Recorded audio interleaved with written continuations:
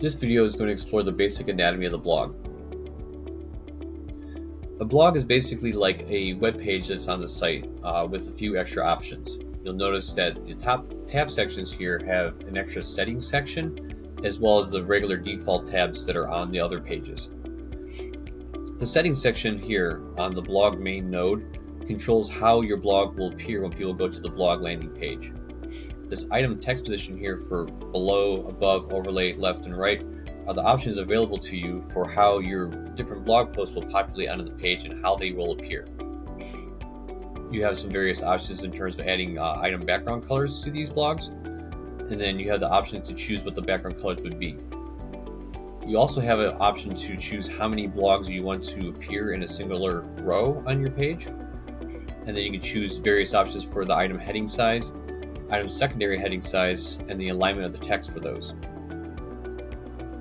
You can choose to add or remove the item spacing or hide the image altogether. You also have the option to choose what kind of style you would like the image to appear as, whether it's the original image that you upload, it gets cropped to a square, circle, or different aspect ratios. You can also list how many items per page that you would like to have listed on your blog.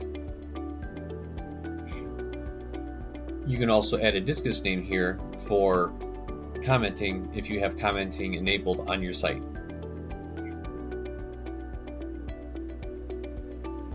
And you can also choose your default author. Any blog that you publish that does not have an author chosen will have this as the default author.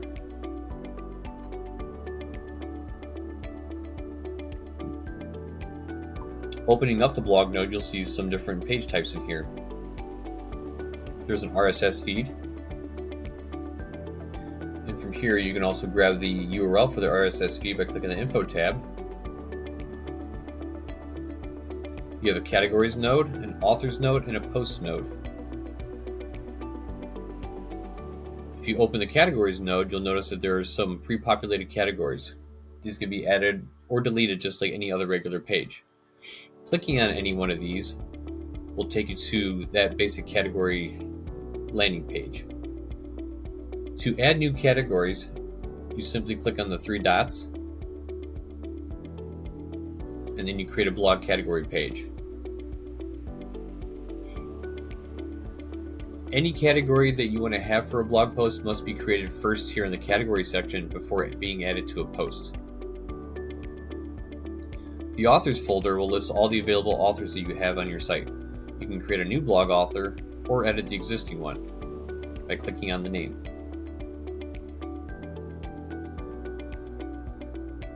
In this section, you have the ability to edit the bio for the author, choose the image style type, add padding to that image, and then link to that author's particular page if you created a page for that author.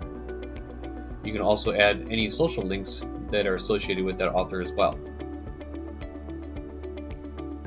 The post folder is where all of your blog posts will live. Creating a blog post is simple. You just click the Create Blog Post button.